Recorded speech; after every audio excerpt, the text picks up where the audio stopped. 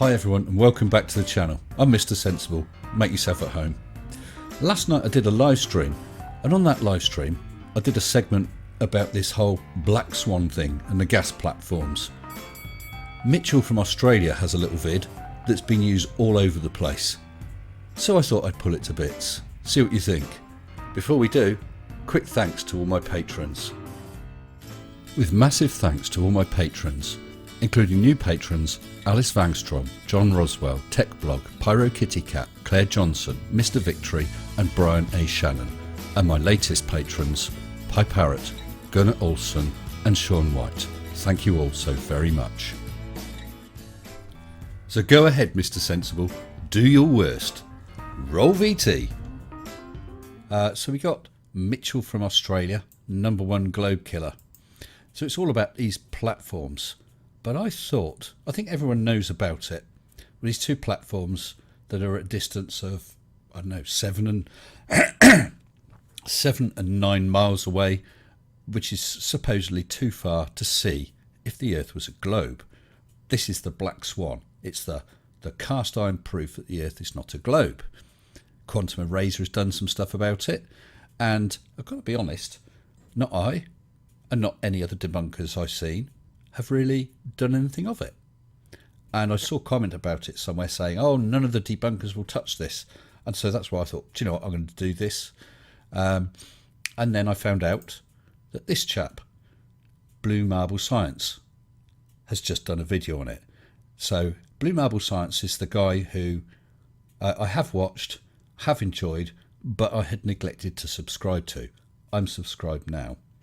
So what I'm going to do is place some bits of his video, and actually let's grab his link and pop it in chat.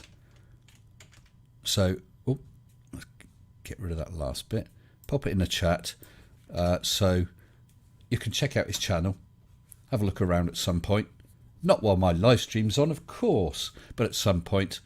And that's right, Cody, Blue Marble ripped it apart. We're going to have a look at some of those bits now, because there was just a few bits I particularly wanted to pull out. So let's let that go. Oh, I must switch on. Do you know what? I am on the ball tonight. Remember to switch on the desktop audio, otherwise you'll hear bugger all. Okay, take it away, Blue.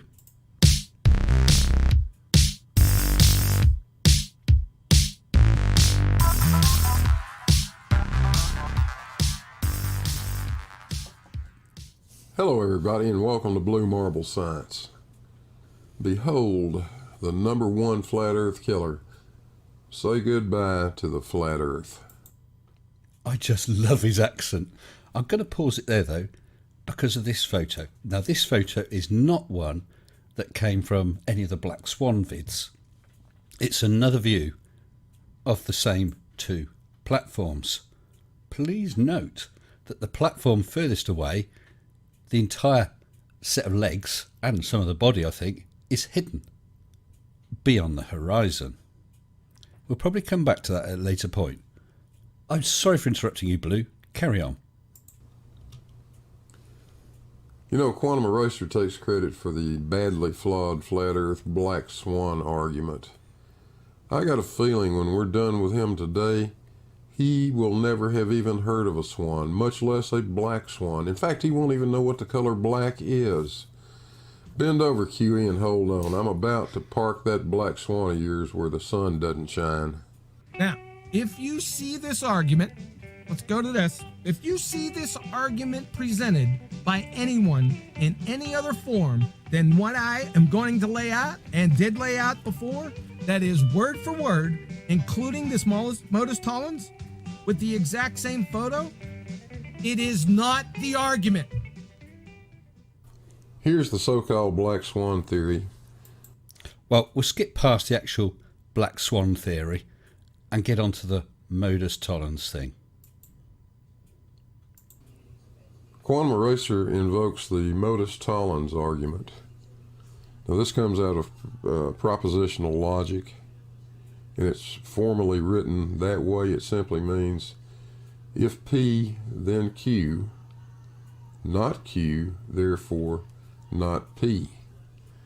Let me give you an example that they use. If an angle is inscribed in a semicircle, that's P. The angle must be a right angle, that's Q. The angle is not a right angle, Q. Therefore, the angle is not inscribed in a semicircle, P. That's the way it should work. And it's actually quite simple, although I must admit, I think I had to think about that angle and circles thing. I think it actually makes it overcomplicated. But if you said that, trying to think of another way to put it, but I suppose in this example, it's saying that if you've got an angle that is inscribed in a semicircle, then it must be a right angle. So if it's not a right angle, then it's not in the semicircle. I mean, it is quite obvious. Probably best to, if you don't grasp it, don't get it. I didn't at first, a couple of times, that example. It becomes clear. So we got if P is true, sorry, if you've got case P, then you must have Q. So if it's not Q, it can't be P. It's basically it. I wanted to see. Sorry, I'm just trying to find the exact bit. Right, so this is basically his breakdown of what quantum eraser was saying. No problem so far. Oh, I'll go back a little more. Horizon can be no more than 1.22 miles from an observer at a 1 foot elevation. That's Q. Okay, no problem so far. The apparent horizon is more than 9 miles from a 1 foot observer. Well, that's got to be R. Subscriber. Wait a minute, QE. Party on, There's no R in Modus Tollens. Where did you get that from? Therefore, the Earth is not a sphere, P. We got a couple of problems here. Haven't we just? First of all, fail number 1. That is a false equivalence of the geometric and apparent horizons. And he's absolutely right. The geometric is the actual physical horizon. The apparent horizon is the horizon you see, which may or may not coincide with the geometric horizon, but probably doesn't, due to refraction. We do not see the geometric horizon. The Earth has an atmosphere. The atmosphere refracts light, and we see an apparent horizon. This argument is dead at this point, but there's another problem, even if that wasn't wrong. Even if we pretended those horizons are the same, it only suggests that the radius of the Earth is wrong, not that the Earth is not spherical. That's 2 fails. And that's all I actually wanted to take from Blue Marble's video. I would recommend that you watch it in full, but really it was this what the hell is it called? Modus Tollens logic, and the fact that there's a difference between geometric and apparent horizons. So now let's go back a step and have a look at Mr. Mitchell from Australia with his video, The Number 1 Globe Killer. It's the same platforms they're talking about. Is 9.4 miles away.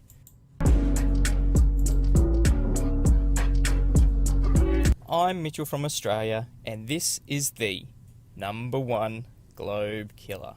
Hopefully by now, all of you have seen this video by BMLSB69. His observer height is only 1 foot. Now that first platform is 6.2 miles away, and platform habitat is 9.4 miles away. And I'm going to pause it there. Go back to Blue's video. That photo again. You can see that at that point, under the conditions on the day that this photo was taken, you couldn't see all of the body of the further platform, let alone any of its legs, and let alone any apparent horizon beyond it. So basically, if it's not always the same, by definition it changes. So the physical geometric horizon will never ever change, apart from any minor difference due to tides or whatever, but it basically doesn't change. So the change is due to something else. I wonder what that could be. Carry on, Mitchell. With the horizon far in the distance beyond that.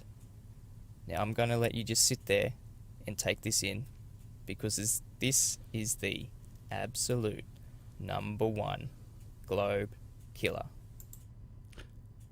And I'm going to pause it again. There's something else with that picture. I know it's been commented on before. Look at this crane or jib or whatever it is. Bit of a funny shape. Look at this one over here on the left. You can see it's all twisted and deformed. Even the higher jib is all crooked. And why is that? It's because we're not looking through a vacuum. We're not looking through air that is not refracting. It's all being, what's the word? It's all being deformed anyway due to the temperature layers of the air, refraction and bending and so on. So straight away, if it's having an effect on that, it's going to have an effect on other things. But Mitchell, please do carry on. Modus Tollens states, if P, then Q, not Q, therefore not P. If P... Now, did he get this himself, or has he been trying to copy Quantum Eraser? P, we live on a globe of radius 3959 miles, then Q, every horizon distance measurement cannot be more than 1.23 miles times the square root of the observer height in feet. Not Q, the geometric horizon is far greater than 2.73 miles. Let me interrupt you there, Mitch.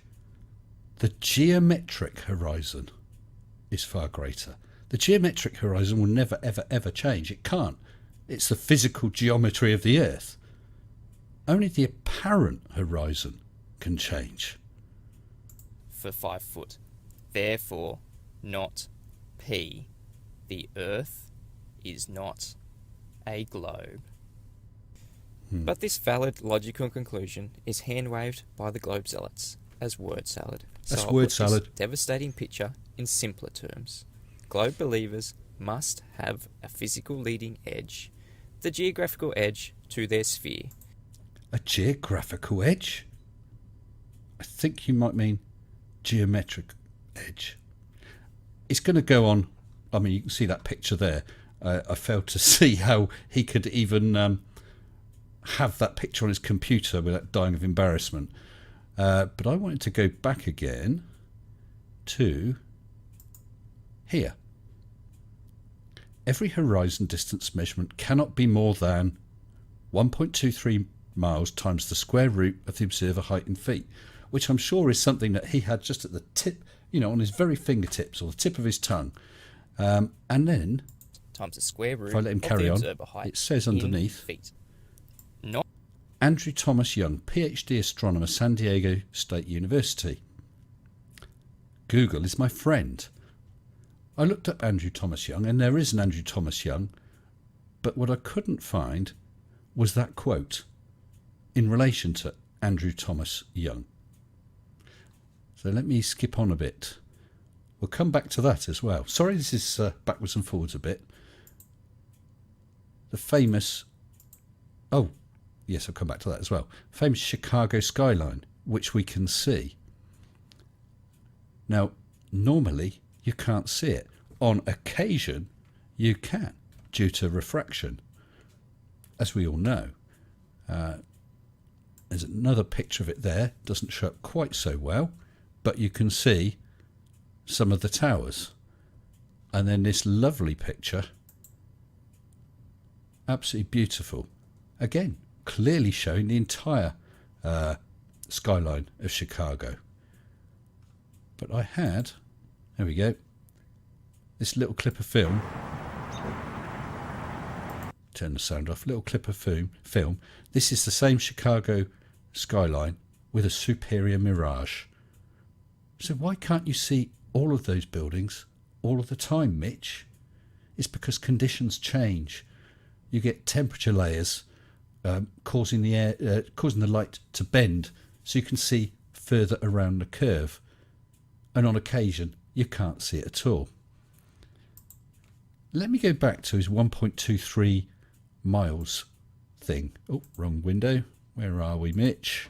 1.23 miles times the square root of the observer in height in feet. Well, I was thinking about that because he said that we can't see more. I've got to find the right bit now. Oh, no. 0.23 miles. Yeah, that we see 1.23 miles times the square root of observer height in feet. So I got this curve calculator. So if you had the observer height in feet as 1, square root of 1 is 1. And that gives us 1.2 miles to the geometric horizon. But Mitch, just above, with refraction, approximation, you see further. So this 1.22 miles is a rough guideline for a geometric sphere, not when you take into account refraction, because he did go on to say that taking an eye height of 5 foot, you'll see quite a bit further, and indeed you will, but it just gets more, of course, gets more and more different between the geometric and the refracted. It accentuates it more. So anyway, I was also thinking about his image his image, this one. When I looked up that quote, I didn't find the astronomer he gave, but I did get a link to, where are we? Was this the one? No, it was this one. 1.23 miles times the square root of observer height in feet. There was this guy called David Senesac. And this other link, aty.sdsu.edu, distance to the horizon, and the quote. So I went and had a look at that page. And I got this, distance to the horizon. And there is his image. All very interesting, I thought. Because here somewhere it does say about, there we go, about 1.23 miles times the square root of the eye height in feet. But of course, that section, Mitch, is entitled with no refraction. So if you had an atmosphere which didn't refract, and I can't see how that would happen, or if you had a vacuum, if we suddenly lost all our atmosphere, then it would work. Because you've got a slightly different diagram here showing a curved path for what you're seeing when you take refraction into account. And finally I thought, well, I don't know that he got this image from this page. Perhaps there's somewhere else. So I took that image and did a reverse search on it. And I only got 4 results from two websites. Four, it's the same website twice. Most of it is Latin. Italian, beg your pardon. And I'm sure Mitch didn't get it from there. So I had a look. Oh, I've lost, let it come up again. Had a look at the other one, mintaka.sdsu.edu. Had a look at that. It's the same page. These are the only links for that graphic. Mitch has taken that graphic here that he's got in his video, taken the quote where it says about 1.23 miles times the square root of the eye height in feet, cherry picked it, ignored the fact that says no refraction, and ignored the fact that you get a different diagram with curved light paths when you have refraction. Mitch, that's underhand. It's, as I said, it's cherry picking. You've been caught. It's not a globe killer. You've just been picking whatever you fancy to try and suit your story. That's not scientific.